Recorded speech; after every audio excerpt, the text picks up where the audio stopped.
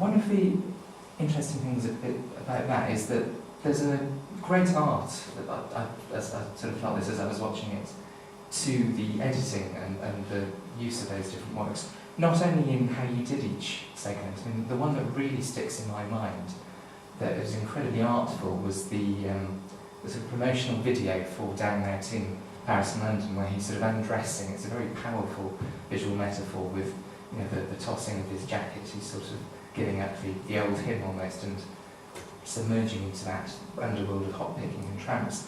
But also in the way that you placed the different works. I mean, right at the start there was a juxtaposition of a question on 1984 and such with joys, and a lot of people think that account of a boarding school is very much a model for 1984 as much as any totalitarian state. And also that wonderful bit in the Spanish trenches where a nice cup of tea, that fantastic essay about the order in which you make a cup of tea, I think that's from 1946, but it works so well in the trenches. I mean, how do you approach that editing process? I mean, are you trying to make a work of art yourself, or are you trying to stay as faithful to Orwell? Well, it's not a work of art, it's a television programme, but we're definitely trying to make a television programme. Those decisions were all made in the script, frankly. Some decisions are made in the editing room, but all of those decisions were made in the script, and sometimes you're right in that we put such for the joys next to the Why I Write interview, because I knew that they're talking about the same thing. They come from material written by Orwell about the same time.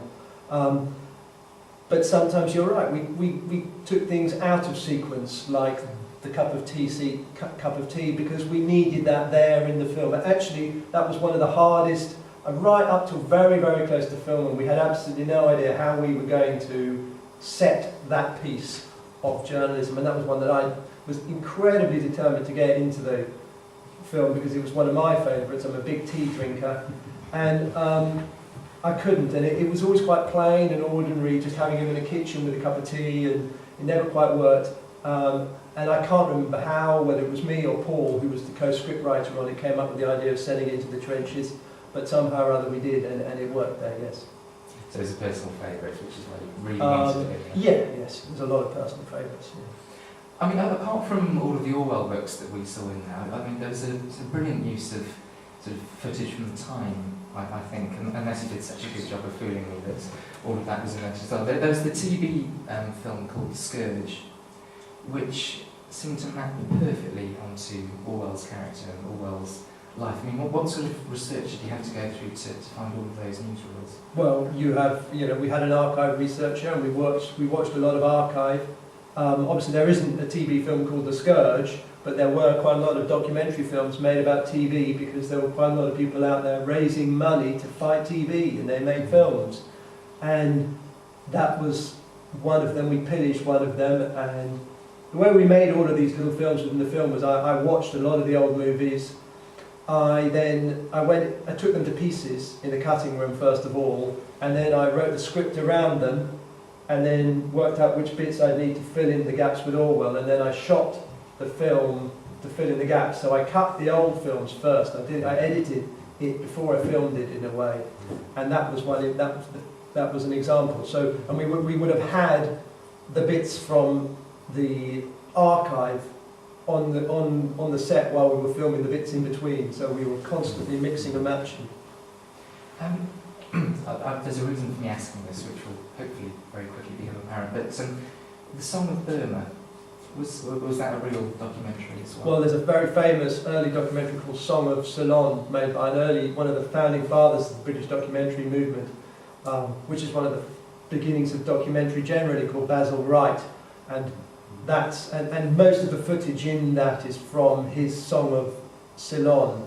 And obviously not all of it, and then obviously I took it, and somebody probably would recognise that they're the wrong kind of elephants, no doubt. But and then we filmed the rest of it. I think we filmed just on the South Bank in London.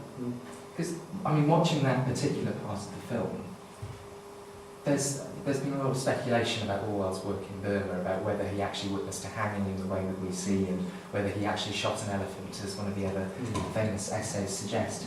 And that part of the film, it seemed there was such a blur between what looked incredibly factual, that's some salon documentary, an almost seamless segue into the sort of reconstruction of a hanging. You seem to see the blurring of fact and fiction as a real advantage to doing this sort of docudrama. It's an advantage to doing the documentary. It's a particular advantage to making a film out of this particular material, because an awful lot of Orwell scholars do get very worried about how much that is true and how much that isn't true. And we were able just to sort of dodge that issue. And I'm quite happy to dodge that issue, actually. I think that they have value whether they're true or untrue. The extent to which they're true or untrue is up to your own feelings, I guess. We've already talked about there not being that much in terms of film of Orwell in existence, well, virtually nothing. Did you watch any of the earlier Orwell adaptations for inspiration, or listen to any of the older radio plays? There was some Animal Farm, very interesting Animal Farm adaptations of the BBC in the 40s and 50s. I didn't watch them or hear them, but if I had known about them, I would have done. I watched everything I could. How about the sort of 1984 film? Yeah, I watched them all. Yeah, more than once. Did they feed through into how you approached? No, I don't think so. No, I don't think so. I think it was more influenced by the material that I got out of the old documentaries that we used in the programme. But right at the beginning, I just would have watched everything I probably could have found. Yeah, I might even have listened to some of their radio plays. I can't remember.